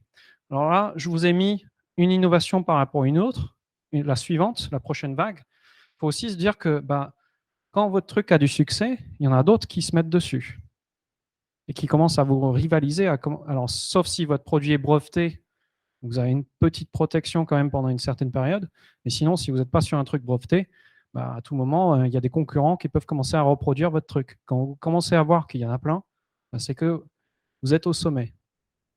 Quand vous commencez à voir qu'il y en a qui commencent à grappiller beaucoup plus de parts de marché qu'avant, c'est que vous êtes en train de tomber et eux, ils sont en train de grimper. C'est déjà peut-être trop tard. Vous êtes déjà en train de dégringoler là et vous avez commencé à avoir le choix entre le 5 et le 6. Est-ce que je pars aux oubliettes ou est-ce que j'arrive à prendre la prochaine vague ou j'arrive à être durable? Donc, c'est regarder un peu les autres. Enfin, quelle est la typologie des personnes qui achètent votre produit? C'est aussi quel est l'état du marché? Est-ce que j'ai beaucoup de concurrence? Est-ce que j'ai moins de concurrence? Est-ce que, est-ce que j'ai de la commoditisation de mon truc? Je prends un exemple, c'est l'agilité. L'agilité est clairement ici. Et on est en train de se poser la question, est-ce qu'on fait du 5 ou du 6? Pourquoi on est là? À cause de Safe. Safe, c'est la commodité extrême de l'agilité. Et aussi, on a des entreprises qui sont contraintes d'y aller. Ils sont obligés d'aller sur de l'agilité et donc sur du Safe parce que c'est le truc le plus facile, parce qu'ils n'ont pas besoin de changer, les managers, généralement quand ils vont sur du Safe. Pardon, je fais un petit tacle. Et comment dire? Et donc, il y a des entreprises qui sont contraintes d'aller sur de l'agilité, sinon ils n'arrivent pas à staffer. Donc, on a clairement des personnes qui font partie de la garde. Voilà, on voit les deux signes principaux qu'on est sur la fin de vie de l'agilité et qu'il faut que ça innove. Autre truc qu'on voit, troisième indicateur, c'est qu'on voit, on parle du produit aujourd'hui. Le product management, c'est un truc qui est en train de partir. Le coaching pro aussi, c'est une autre vague qui est en train de monter. Pourquoi? Parce que l'agilité frustre beaucoup de personnes, arrive en fin de vie et les gens, ils cherchent c'est quoi la prochaine vague.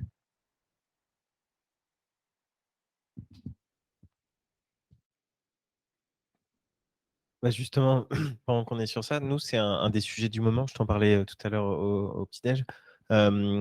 L'agilité, ou alors je ne sais pas si c'est Scrum ou l'agilité. Nous, on voit qu'il y a des tout ne convient pas en fait, et ça dépend aussi du projet. On parlait tout à l'heure, ouais, on a de la dette, mais en même temps, il faut qu'on innove, et en même temps, il y a du contexte, du sous-staffing, ce genre de choses. Et là, on réfléchit à ShapeUp, t'en parlais justement. Je ne sais pas si on peut ouvrir un peu ce sujet-là qui peut être large. C'est qu'est-ce qu'on fait à un moment pour juste pas faire un truc parce que c'est la hype ou parce qu'on entend parler en mode ShapeUp, j'ai l'impression, je sais pas, où est-ce qu'on le mettrait la ShapeUp en termes de Crossing the Chasm? C'est en... Pour moi, tu appliques ShapeUp quand tu as traversé le gouffre. Ah oui, c'est ça qui me revient, le truc que je voulais dire tout à l'heure. Il y a une stratégie, par rapport au gouffre, tant qu'on en parle, une stratégie qui est parfois qu'il faut se dire pour la prochaine vague, c'est ne même pas traverser le gouffre, c'est de vendre directement de l'autre côté du gouffre. C'est de sauter l'étape de primo-adoptant. Une façon de faire ça, c'est de vendre une nouveauté en même temps qu'un truc qui arrive en fin de vie. Donc, un exemple d'une société que je connais, c'est qu'ils étaient sur du service qui était en fin de vie, sur du matériel, un business type IBM, quoi, sur du matériel informatique. Et ce qu'ils ont vendu comme service là-dessus, c'est qu'ils ont dit, on va mettre du RAD-JAD, c'est du Rapid Application Development Joint Application Design. C'est des trucs un peu un des précurseurs de l'agilité dans les années 80-90. On va vendre ça avec du support de maintenance de legacy, de code legacy.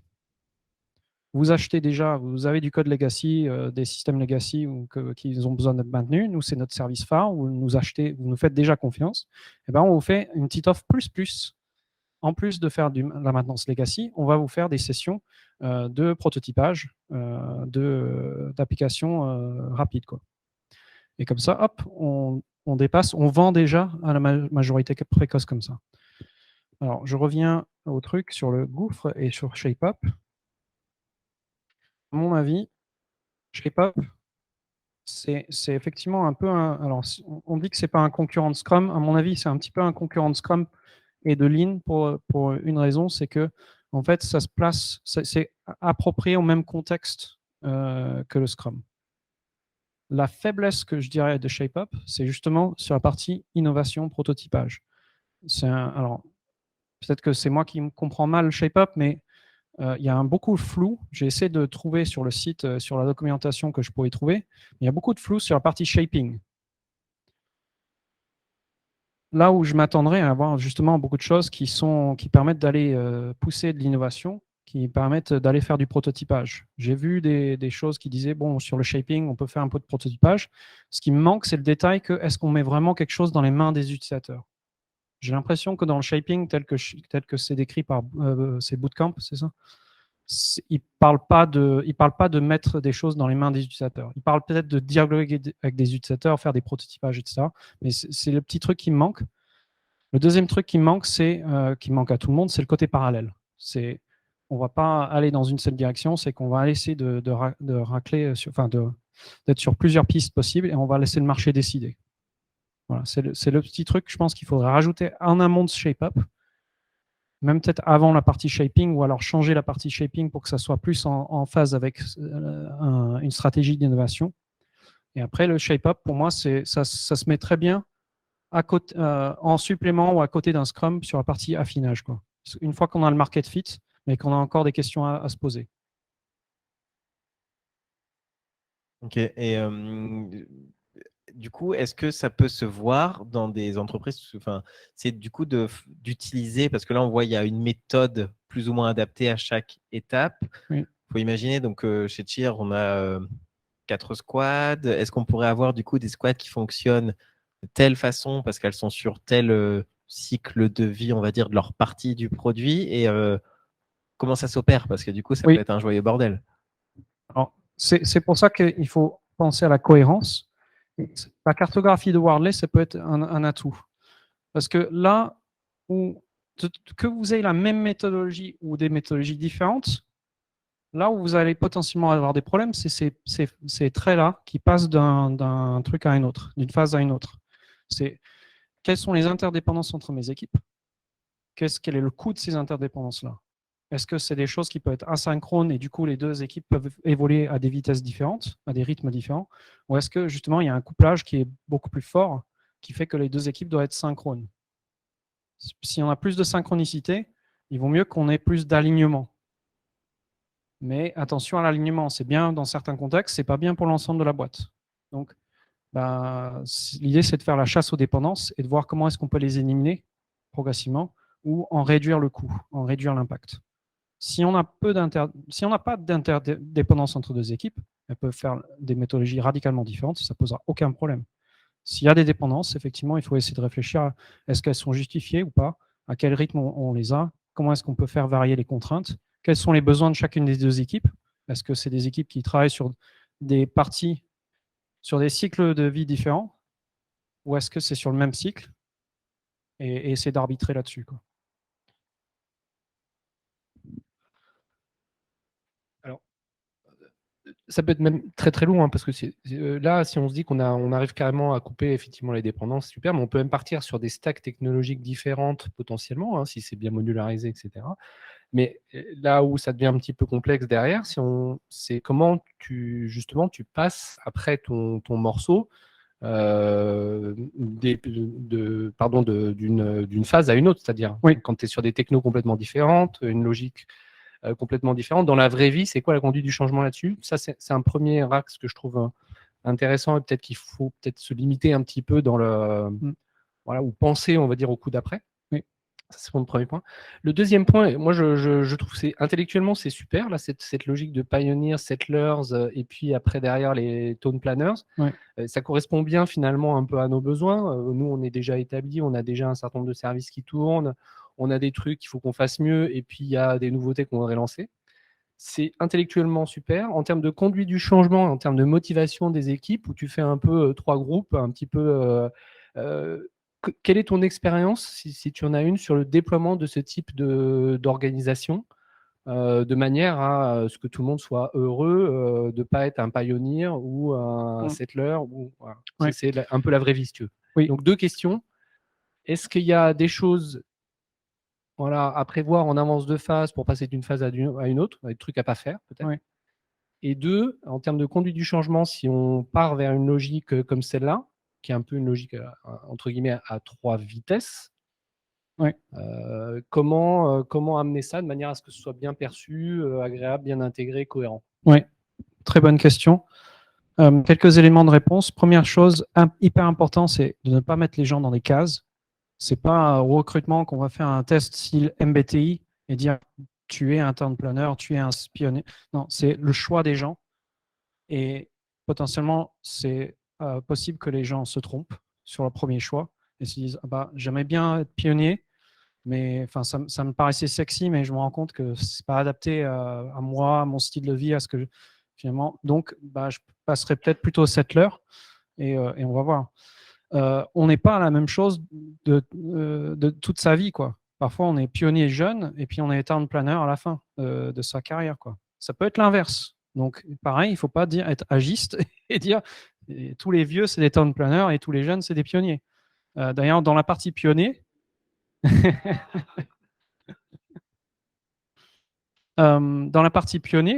c'est là où il y a le plus de besoin de synergie intergénérationnelle.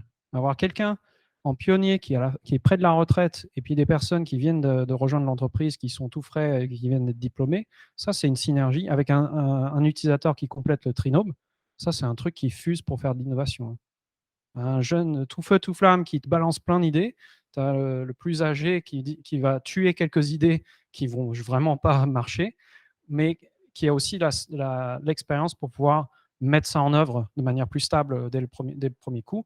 Et puis l'utilisateur qui est là pour dire « Ok, c'est cool votre techno, mais qu'est-ce que j'en fais? Ah oui, je pensais à l'autre jour, machin, ce truc-là. Est-ce que vous pourrez me changer pour faire ça? Oui, allez, on change. » Et puis faire du prototypage rapide. Ça, c'est hyper intéressant. Avoir beaucoup de diversité sur la partie innovation, c'est hyper intéressant. Donc, ne pas mettre les gens dans les cases, laisser le choix, laisser les gens se tromper un tout petit peu. Deuxième chose, c'est sur la passation. Il y a deux éléments qui peuvent être intéressants là-dessus. Le premier, c'est que en fait, c'est ce mécanisme de vol. C'est les settlers qui volent aux pionniers et les town planners qui volent aux settlers, ça peut se faire de plusieurs manières. Ça peut être, si je prends juste pionniers vers settlers, ça peut être des settlers qui commencent à s'intégrer dans l'équipe des pionniers. Et puis un pionnier qui part. Et donc, il y a une espèce de petit filtrage où en fait, il y a un moment de transition où en fait, il y a des pionniers et des settlers dans une même équipe pendant qu'il y a la passation qui va se faire. Ça peut être sur 1 mois, ça peut être sur 6 mois. Hein. Et il y a un moment où il n'y aura plus que des settlers. Et ça va prendre quelques années. Puis à un moment, nouvelle transition, il y a des town planners qui vont intégrer l'équipe progressivement pendant qu'il y a des settlers qui partent. Et hop, à un moment, il n'y a plus que des town planners de deux. Ça peut être un vol cash, ça peut être, non, ce truc-là change d'équipe. Il y a un petit moment de passation, mais qui est assez courte. Et ça dépend du produit, ça dépend des technos. Si c'est les mêmes stacks techno, ce vol comme ça peut être très, très bien vécu. S'il y a un peu plus de montée en compétence sur la techno, c'est peut-être le plan le plus progressif qu'il faut adopter. Un deuxième élément, c'est il faut voir aussi les liens informels entre les équipes et les gens. Là, on a des liens plus formels entre les composants. On peut avoir des liens formels de dépendance entre des équipes.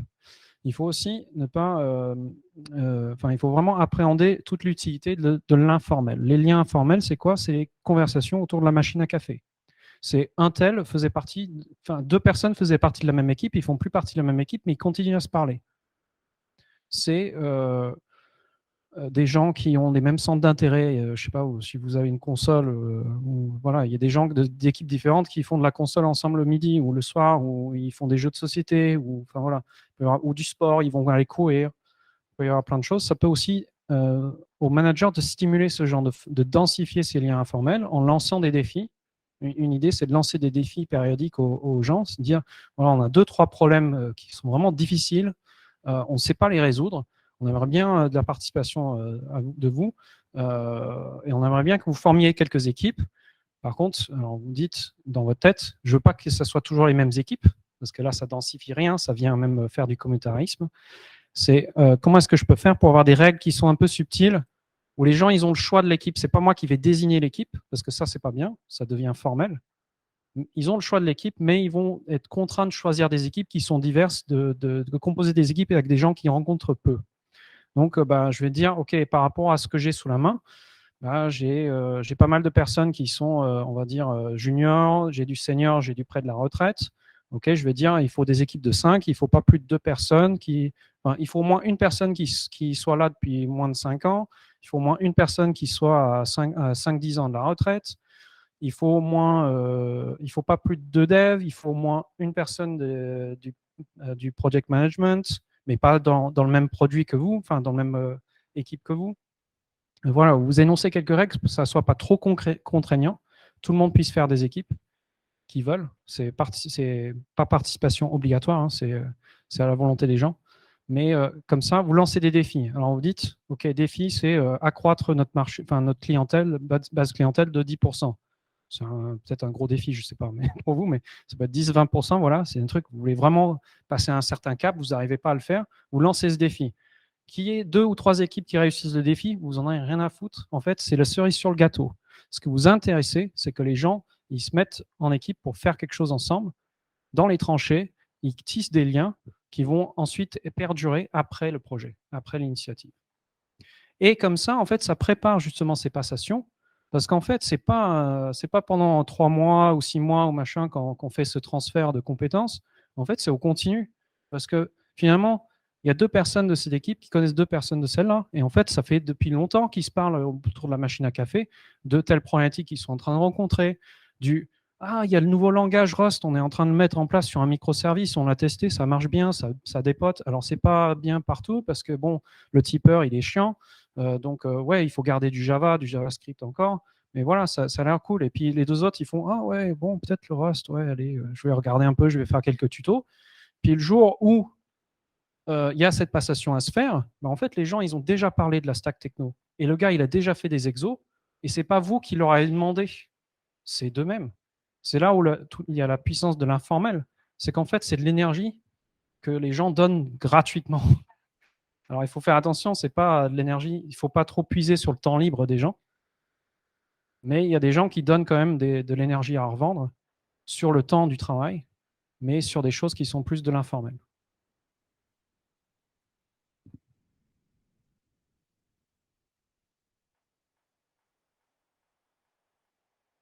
Je ne sais pas si tu avais des remarques aussi. Alors, Brice, ou pas j'en profite avant de passer le micro. Après. J'ai encore une question. On est comme tous, on a des moyens qui sont toujours un petit peu limités par rapport à ce qu'on aurait envie de faire. C'est normal, c'est by design.